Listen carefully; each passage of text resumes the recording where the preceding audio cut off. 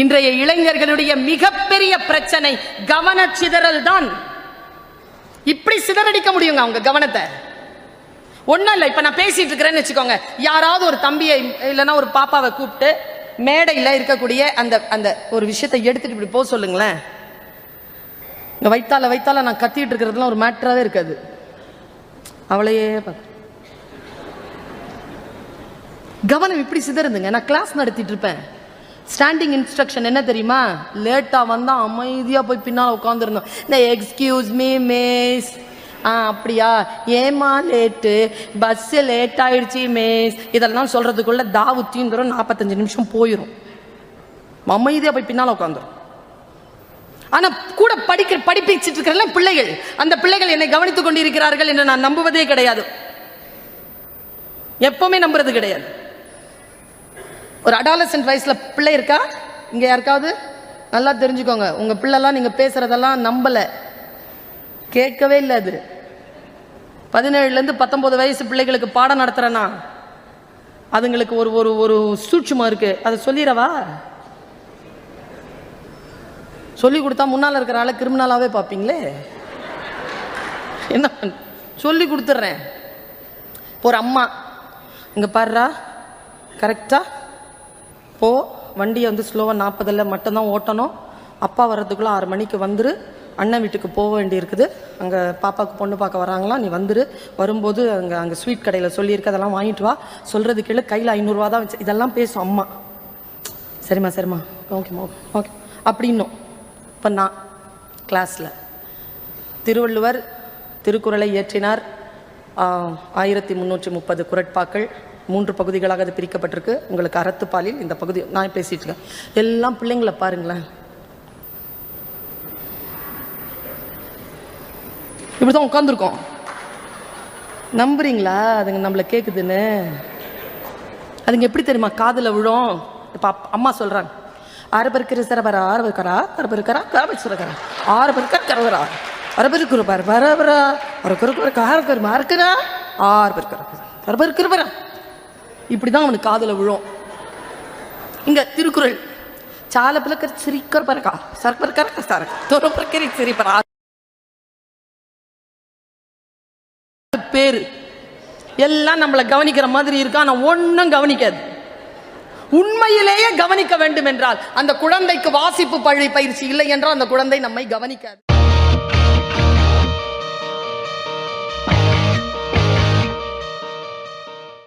இந்த கவனத்தை சிதறடிக்காமல் இருக்க வேண்டும் என்பதற்காக சொன்னல ஒரு சிறிய காட்சி உங்களுடைய கவனத்தை மாற்றும் என்று நான் பல இடங்களில் இதை சொல்லிக் கொண்டிருக்கிறேன். இளைஞர்கள் இருக்கிறீர்கள் என்பதற்காக சொல்லுகிறேன். எப்பவுமே don't allow anybody to distract you. Distraction வருதா? பர்வீன் சுல்தான் அவனுடைய வெற்றி என்ன தெரியுமா? எல்லாம் படிச்சவெல்லாம் கிடையாதுங்க, அப்சர்வேஷன். ஸ்டே அலர்ட், சுற்றி என்ன நடக்குதுன்னு பாருங்க. அந்த நேரத்தில் கவனத்தை சிதறடிக்காது. ஒரு ரோட் கிராஸ் பண்ணும்போது, ஒரு கார் டிரைவ் பண்ணும்போது, ஒரு சமையல் செய்கின்ற பொழுது, ஒரு புத்தகத்தை வாசிக்கின்ற பொழுது, யாரிடமாவது பேசுகின்ற பொழுது, நடக்கின்ற பொழுது ஸ்டே அலர்ட். ரொம்ப முக்கியமான ஒரு விஷயம். படித்தால் எது தெரியுது தெரியுமா? எனக்கு எதெல்லாம் தெரியலங்கிறது தெரியுதுங்க. இவ்வளவு பெரிய விஷயம் தெரியுமா? உதாரணத்துக்கு சொல்றேன், இப்போ புடவை கட்ட எனக்கு தெரியாது, இது எனக்கு தெரிஞ்சிருக்கணுமா இல்லையா? இல்லைன்னா என்ன நடக்கும்? அவமானப்படுவேங்க. தெரியாத ஒன்றை தெரிந்து வைத்திருப்பது போல் நடித்தால் அவமானப்படுவேன். கார் ஓட்ட தெரியாது, எனக்கு தெரியாது என்பதே தெரியாது, கார் வந்துருச்சு ஏறி உட்காந்துட்டேன், என்ன ஆகும்? அவமானப்படுவேன். எனக்கு தெரியாது என்பதை எனக்கு தெரிந்திருக்க வேண்டும். தெரிந்து கொள்வதற்கு முயற்சி செய்ய வேண்டும்.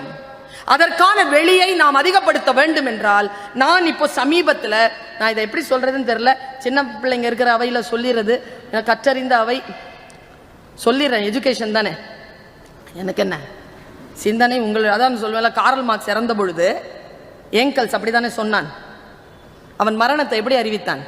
நாம் எல்லாம் காலமானார், இயற்கை எழுதினார், சிவபதவி அடைந்தார், மண்டையை போட்டார், டிக்கெட் வாங்கினார். கோயம்புத்தூர்ல ஒரு ஆளு 96 அகவையில் என் தாத்தா அகால மரணம் அடைந்தார்னு எழுதினான்.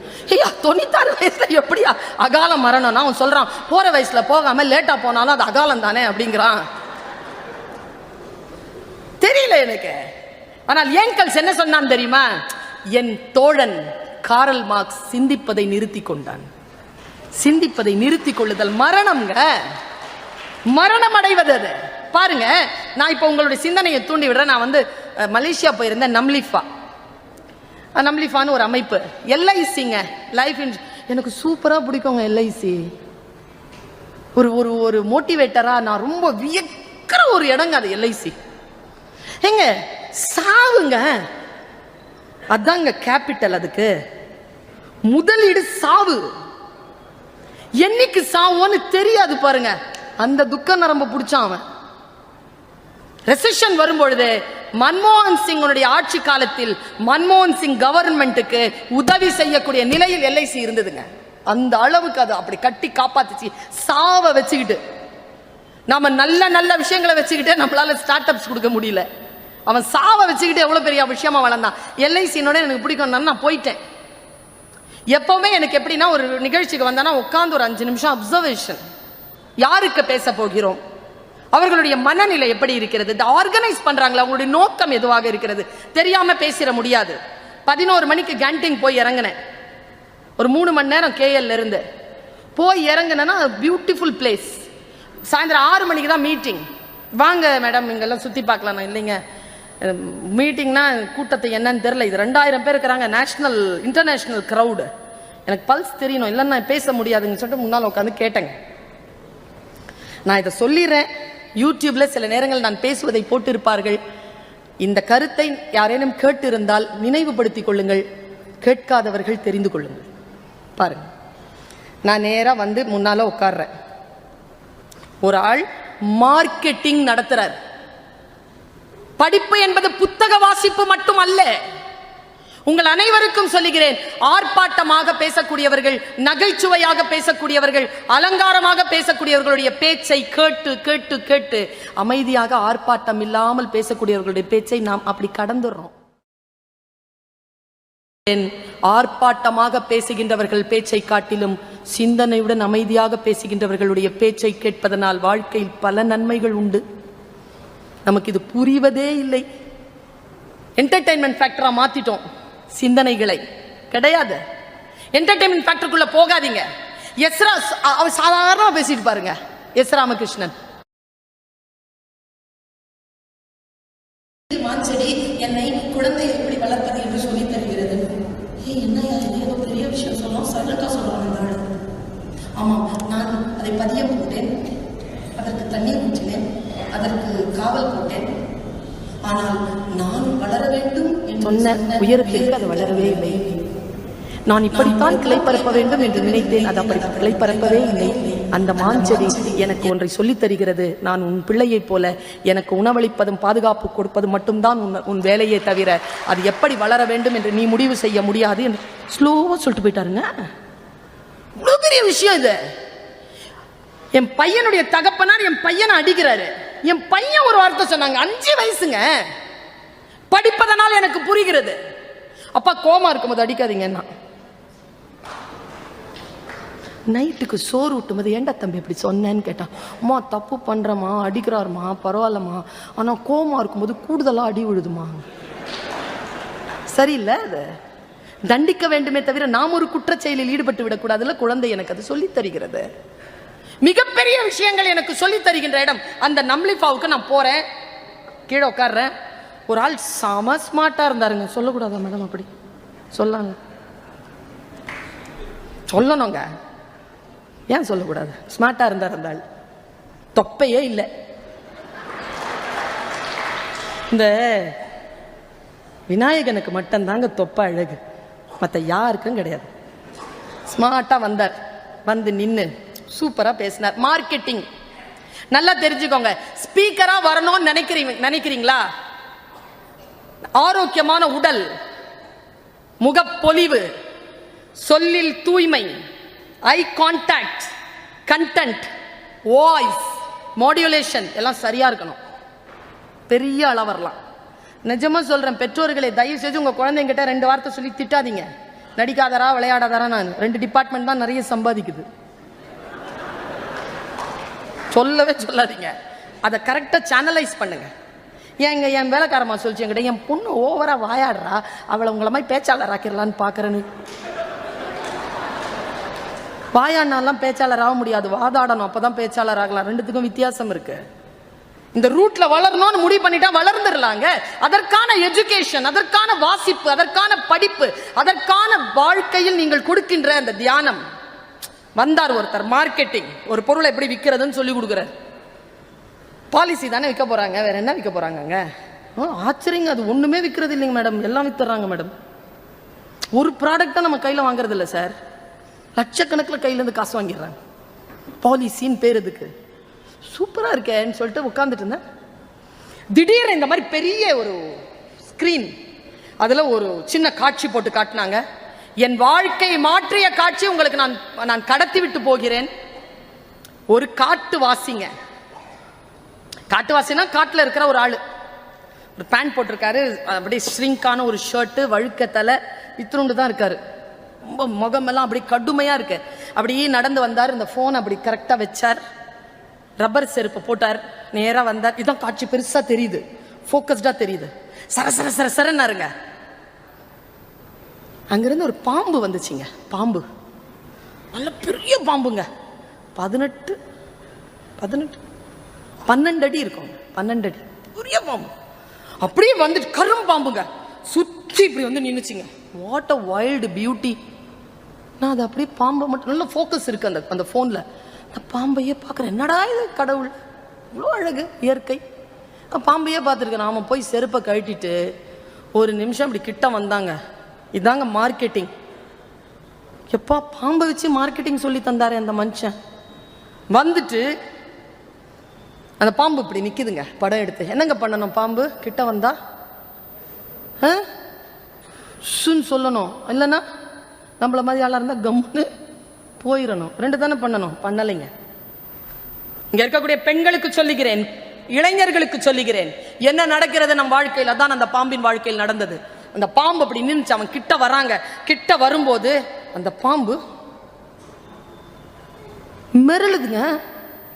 நான் தாய்ங்க, நான் ஒரு டீச்சர், பேச்சாளர், மற்றதெல்லாம் செலிபிரிட்டி எல்லாம் எடுத்து அந்த பக்கம் ஓரமா வைங்க. பேசிக்க, நான் ஒரு பொண்ணுங்க, என் ஈரல் பதறுதுங்க. அதை பார்த்து, ஏன் பாம்பே பயப்படுற, அவன் என்ன பண்றான்னு நீ பயப்படுற, ஏன் இவ்வளோ ஒதுற, என்ன நடக்குது உனக்கு, இப்படி இப்படிங்குதுங்க. அப்புறமா ஒண்ணு செஞ்சதுங்க, அவன் டப்புன்னு உட்காந்தான் பாருங்க. இது இப்படி ஆயிடுச்சுங்க. ஐயோ, என்னடா நடக்குது வாழ்க்கையில. அவன் என்ன தெரியும் பண்ணா, அப்படி ஆன உடனே அவன் வஜ்ராசனத்துல உட்கார்ந்து இருந்தாங்க. தொழுகையில் உட்காருவோம்ல கீழே சஜ்தால, அந்த மாதிரி உட்கார்ந்துருந்தான். உட்காந்து அந்த தலை இங்கங்க ஒரு முத்தம் கொடுத்தாங்க. 2000 பேர் எழுந்திரிச்சு கை தட்டுறாங்க. பாம்பு தோத்ததான், அவன் ஜெயிச்சிட்டான். அவர் அப்படியே பின்னால எழுந்திரிச்சு வந்துட்டான். இவ்வளவுதாங்க நடந்தது.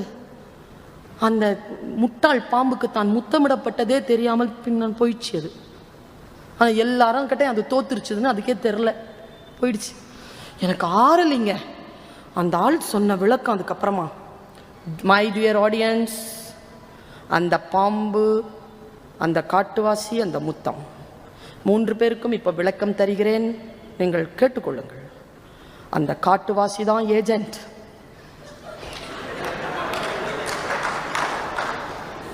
அந்த பாம்பு தான் கிளைண்ட், கொடுக்கப்பட்ட முத்தம் தான் இருக்கப்பட்ட பாலிசின்ட்டாங்க. அவன் நான் நொந்து போய் ஆர்லிங்க எனக்கு. அவன் கிட்ட போய் சொன்னேன், எப்பா அந்த பென் டிரைவை கொஞ்சம், இங்கிலீஷில் பேசினேன், அந்த பென் டிரைவை கொஞ்சம் கொடு, நான் கொஞ்சம் பார்த்துட்டு என்னமோன்னு நடந்திருக்கேங்க, ஏதாவது எனக்கு தெரியுதான்னு பார்த்துக்கிறேன்னு சொல்லிட்டு வந்தேன். வீட்டுக்கு ரூமுக்கு வந்து லேப்டாப் திறந்து அதை போட்டு பார்த்தா என்ன நடந்திருக்கு தெரியுமா? நான் எல்லாருக்கிட்டையும் சொல்றேன், ஏன் படிக்கணும்னு member of parliament of Thoothukudi ஏன் எனக்கு சொன்னாங்க, ஏன் படிக்கணும்னு சொல்லு பருவின்னு சொன்னாங்க தெரியுமா? நமக்கு முன்னால் நடக்கக்கூடிய விஷயங்கள் என்ன என்று தெரிந்து கொள்கின்ற பொழுது நாம் ஏமாறாமல், நம்முடைய வாழ்க்கை பறிபோகாமல், நாம் ஏமாற்றப்படாமல் சுயமரியாதையுடன் வாழ வேண்டும் என்றால் மொழியை, சூழலை தெரிந்து கொள்வதற்கான மன பயிற்சி, புத்தக பயிற்சி தான் படிப்பு. என்ன நடந்தது தெரியுமா? அது யாருமே கவனிக்கல. நான் சொல்றேன் பாருங்க, பார்க்கிறது வேற. நாம எல்லாரும் பார்க்கிறோம், படிப்பாளி தான் கவனிக்கிறான். படிங்கிறது என்னங்க? படிங்க. அடுத்தடுத்த ஸ்டெப் உங்களை ஏத்திக்கிட்டே போங்க. ஃபர்ஸ்ட் ஸ்டாண்டர்ட்ல இருந்து ப்ரமோஷன், செகண்ட் ஸ்டாண்டர்டே சொல் புரியும் உங்களுக்கு. செகண்ட்ல இருந்து தேர்ட் சொல் புரியும், தேர்ட்ல இருந்து ஃபோர்த் சொல் புரியும். சொல் புரியறது தானே உங்க எல்லாருக்கும் சொல்லி கொடுக்கிறேன். ரிசல்ட் இல்லைங்க கல்வி, ப்ராசஸ் தாங்க கல்வி. Enjoy the process. பயணத்தை அனுபவிங்கள். நேர ரூமுக்கு போய் போட்டு பார்த்தேன், என்னடா பண்ண நீ? அந்த பாம்பை, காட்டு பாம்பு தானே அது, என்ன ஆச்சு? என்ன தெரியுமா நடந்திருக்கு? அவன் வர்றான்ல, இந்த 2 விரல ஆட்டிக்கிட்டே வராங்க. அவன் வேற ஒன்றும் செய்யல. இந்த பாம்பு அந்த விரலை மட்டும் பார்க்குதுங்க, இப்படி மாத்தி மாத்தி. டப்புன்னு உட்காந்துட்டு கையை இப்படி அசைக்க ஆரம்பிச்சாங்க மெலிசா. என் மண்ண மாதிரி வேகமா கூட அசைக்கல, பாம்பு இல்லை அது, ரொம்ப மெதுவா அசைக்கிறான். அந்த மெதுவான அசைம்பு அது இப்படி பார்க்குதுங்க. அதுக்குள்ள முத்தம் கொடுத்துட்டு போயிட்டான். இவ்வளவுதாங்க மேட்டர். நம் கவனத்தை வேறு பக்கம் திருப்பி அவர்கள் நம்மை ஜெயித்து விட்டதாக உலகத்திற்கு அறிவிப்பு தந்து கொண்டிருக்கிறார்கள். நம் கவனத்தை நாம் திருப்பாமல் ஒரே நிலையில் நம்முடைய தியானத்தை வைத்திருந்தால் இந்த உலகம் நம்மை ஜெயித்ததாக அறிவிப்பு செய்யாது. முக்கியமாக பொம்பளை பிள்ளைங்க.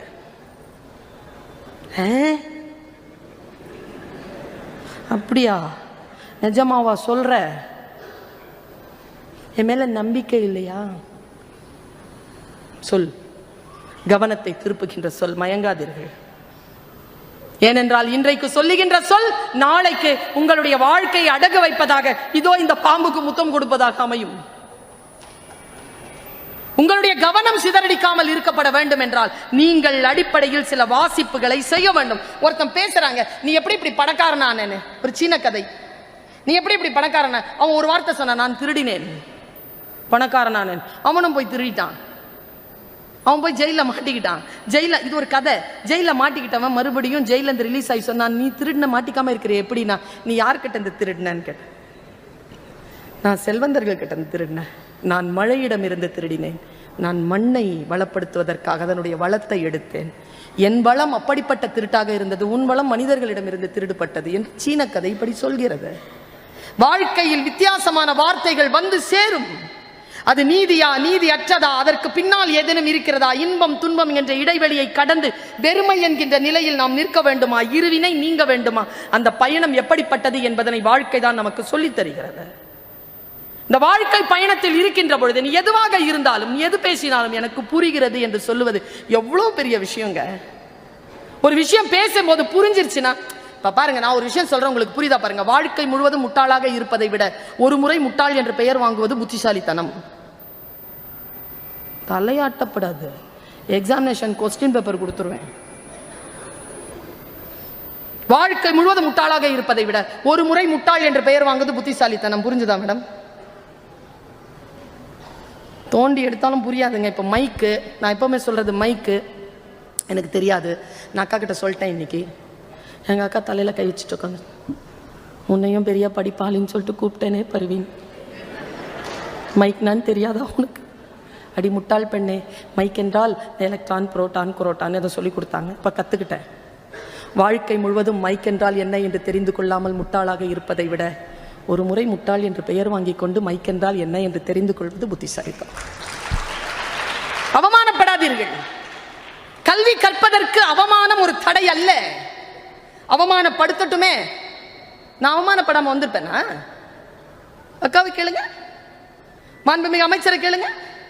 ஒரு விஷயத்தை எழுதி வச்சுக்கோங்க. நீங்க இவங்க அமைச்சராகவும் மெம்பர் ஆஃப் பார்லிமெண்ட் ஆகும், நான் வந்து ஒரு பேச்சாளராகவும் ஒரு பேராசிரியராகவும் இருக்கிறேன். இந்த இவங்கெல்லாம் ஒரு கட்சியில் மெம்பராக இருக்கிறாங்க அல்லது வாசிப்பாளராக இருக்கிறாங்க, ஒரு கம்பெனியில் வேலை செய்கிறாங்க, அரசாங்கத்தில் வேலை செய்கிறாங்கன்னா ஆண்களுக்கும் பெண்களுக்குமான வித்தியாசம் என்ன தெரியுமா? ஆண்களுக்கு ஒரு 30 வருஷம் 40 வருஷம் உழைப்பு. நாங்கள் இங்கே நிற்கிறதுக்கும் அங்கே உட்கார்றதுக்கும் 1000 ஆண்டு கால போராட்டம் இருக்கு. அந்த 1000 ஆண்டு கால போராட்டத்தை மீறி வந்து இருப்பவர்கள் நாம. அதனால் தான் சொல்லுகிறேன், இந்த இனம் 1000 ஆண்டு போராட்டத்திற்கு பிறகு வந்துட்டோம்ல, கீழே போகக்கூடாது. கீழே போகக்கூடாது. முடிந்த அளவு கீழே போகாமல் இருப்பதற்கான அந்த சூழலை ஏற்படுத்துவதற்கு எங்க சின்ன சின்ன பாடல்கள், சின்ன சின்ன விஷயங்கள், டெய்லி மேகசின், ஒரு நியூஸ் பார்க்கிறது, ஒரு சொல்லை புரிந்து கொள்வது, ஒரு சென்டென்ஸ் இருக்கு, அந்த சென்டென்ஸை புரிஞ்சுக்கிறது. இன்னைக்கு இருக்கிற நான் மொழி ஆசிரியை, நான் ஒரு குற்றச்சாட்டை வைக்கிறேன் இந்த சமூகத்தின் மீது. இன்றைய இளைஞர்களுக்கு ஒரு பேங்க் செலான் கூட நிரப்ப தெரியாதுங்க. தமிழோ ஆங்கிலமோ பிழை இல்லாமல் பேச தெரியலைங்க. நான் இந்த குற்றச்சாட்டை வைக்கிறேன். இன்னும் பெரிய விஷயம் என்ன தெரியுமா? குழந்தைங்களை வச்சிருக்கிற பெற்றோர்கள், இப்போ குழந்தைய கூட்டிட்டு வாங்கல, பாப்பா உன் பேர் என்ன? அஸ்வினி. உங்ககிட்டயே கேட்டேன், அவகிட்ட தானே கேட்குறேன். பாப்பா எங்க படிக்கிற? இந்த ஸ்கூல்ல எல்கேஜி படிக்கிறான். உனக்கு என்ன பாப்பா பிடிக்கும்? அவளுக்கு சாக்லேட்னா ரொம்ப பிடிக்கும். இல்லை நீயே சொல்லிடுவியா? +2 முடிச்சிட்டு ஃபர்ஸ்ட் இயர் ஜாயின் பண்ண வரும்போது கூட செலான கூட நிரப்புறது இல்லை பிள்ளைங்க. அவரே நிரப்புவார். விட்டு அவரே உட்காந்து எக்ஸாமினேஷனும் எழுதி அவரே பட்டம் வாங்கிட்டு போயிடுவார். குழந்தைகளை சிந்திக்கவே விடுவதில்லை. குழந்தைகளை சிந்திக்க விடுங்க. கொஞ்சம் அப்படி விட்டு பாருங்க. வெயிட்டை தூக்க விடுங்க குழந்தைகளை. அதுங்களுக்கு படிக்கிறதுனா ஏன்னா தெரியாமல் போச்சு தெரியுமா? ஏன்னா வெயிட்டை தூக்குறது இல்லை. என்ன மேடம் ரெண்டுத்துக்கும் வித்தியாசம் இல்லை, ரெண்டுத்தையும் இன்டர் கனெக்டட். ஒரு 1/2 கிலோ கையில் புக்கை கொடுத்து கொஞ்சம் கீழே கார் வரைக்கும், பஸ் வரைக்கும், இல்லை ஆட்டோ வரைக்கும் வர சொல்லுங்களேன் அந்த பிள்ளைகளை. வெயிட்டை தூக்காத. நான் ஒரு ரகசியத்தை சொல்லவா? எந்த குழந்தை பெற்றோரின் கையில் இருந்து வெயிட்டை தன் கைக்கு மாற்றிக்கொள்கிறதோ அந்த குழந்தை பெற்றோரை முதிர முதிர பார்த்து கொள்ளும். எந்த குழந்தை கையில வெயிட்டு போயிடக்கூடாது. எங்க அம்மா என்ன அவ்வளோ டார்ச்சர் பண்ணாங்க. ஆனால் நான் இன்றைக்கும் என் தாயுடன் தான் வாழ்கிறேன். ஏன் தெரியுமா? நான் இப்படி இருப்பதற்கு காரணம் அவர்களை நான் டார்ச்சர் என்று நினைத்த எதுவும் இல்லை. எனக்கு அவர்கள் வாழ்க்கையை சொல்லி தந்திருக்கிறார்கள். என் காலேஜில் ஸ்கூல்ல புத்தக பைய கையில சாப்பாடு கூட எல்லாத்தையும் எடுத்துட்டு அந்த பொண்ணு வாசலை தாண்டி போனதுக்கு அப்புறமா தான் கொடுக்கறது. ஏன் இங்கிருந்து கொடுத்து தாண்டி போட்டுமே எலும்பு முறிஞ்சிருமா? குழந்தைகளை நீங்கள் வசப்படுத்துவதே இல்லை. சின்ன வயசுலயே அந்த குழந்தைகள் என்னென்னமோ கத்துக்குது. படிப்பை தவறு. படிக்கிற பழக்கம் மட்டும் இல்லை, எல்லாம் தெரியுது. வாசிக்கின்ற பழக்கம், ஒன்றை தெரிந்து கொள்ளுகின்ற பழக்கம், ஒரு நாலேஜை பெருக்கிக்கிற பழக்கம். நான் இப்படி சொல்றேன் பாருங்க, இந்த வரிசை தாங்க நம்முடைய மரபு சார்ந்த வரிசையை நான் சொல்லுகிறேன். இதுதான் வரிசை. என்ன தெரியுமா? கல்வி. அறிவு கொடுக்காத கல்வியால் பயனில்லை. அறிவு அன்பை தர வேண்டும். அன்பு தராத அறிவினால் பயனில்லை. அன்பு அருளுக்கு மாற வேண்டும். அருளுக்கு மாறாத அன்பினால் பயனில்லை. அன்புக்கும் அருளுக்கும் இருக்கக்கூடிய வித்தியாசம், அன்பு தெரிந்தவர் மட்டும் வருவது, அருள் தெரியாதவர் மட்டும் வருவது. யாருனே தெரியாது அவங்களுக்காக அருள் வருவது. அருள் துறவுக்கு போகணும். துறவுங்கிறது என்ன தெரியுமா? தீமை செய்தவர்களை தாண்டி அவர்களுக்கு நன்மை செய்வது மட்டுமல்ல, செய்த நன்மையை அங்கேயே கழுவி விடுவது துறவு. துறவு தான் முக்திக்கு போகும். இந்த வரிசையில் இருக்கக்கூடியதற்கு பெயர் தான் கல்வி.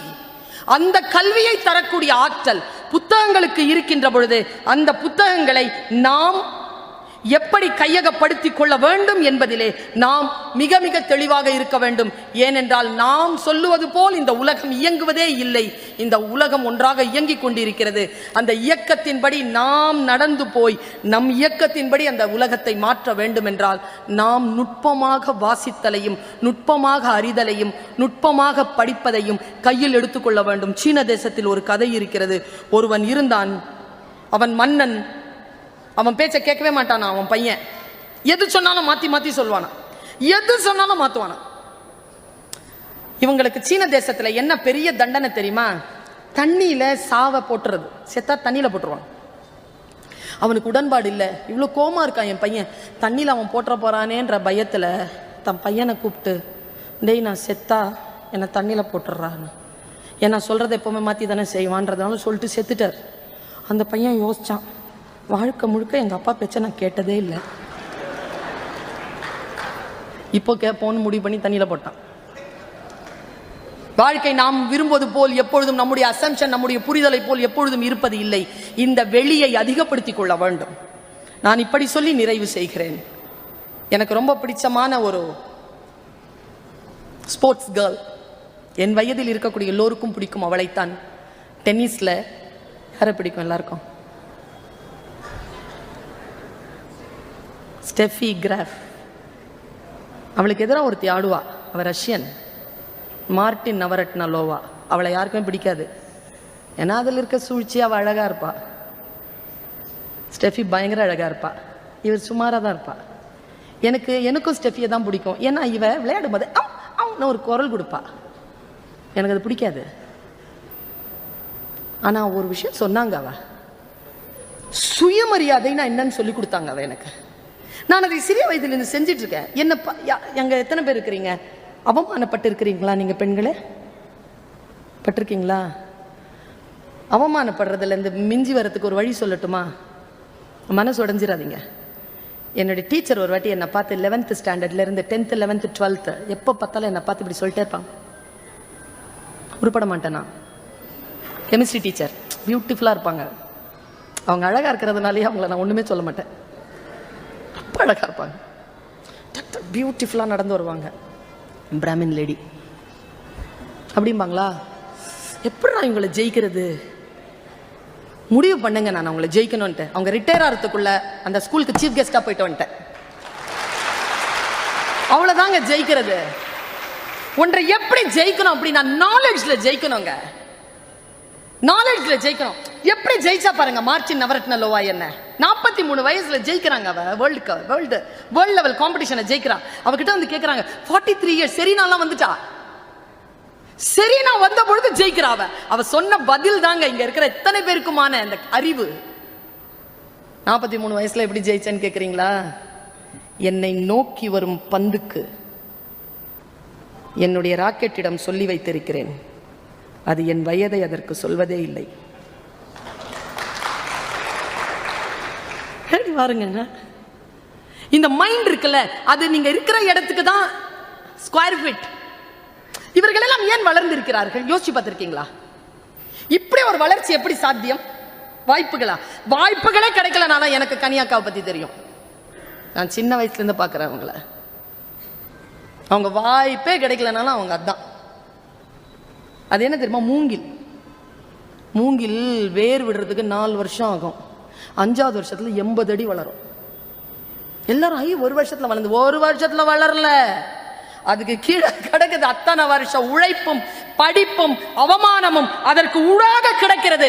அதை அனுபவித்து உறுதி பெற்றவர்கள் தான் உயர்ந்து வளர்கிறார்கள் என்பதனை இந்த உலகம் புரிந்து கொள்ள வேண்டும் என்பதற்காக மார்டின் நவரத்னலோவா சொன்னாள், நம்முடைய இருக்கிற இடம் சின்னதுதான், ஆனால் அது அந்த இருக்கிற இடம் அல்ல, இந்த புத்தியில ஒரு பெரிய இடம் இருக்கு.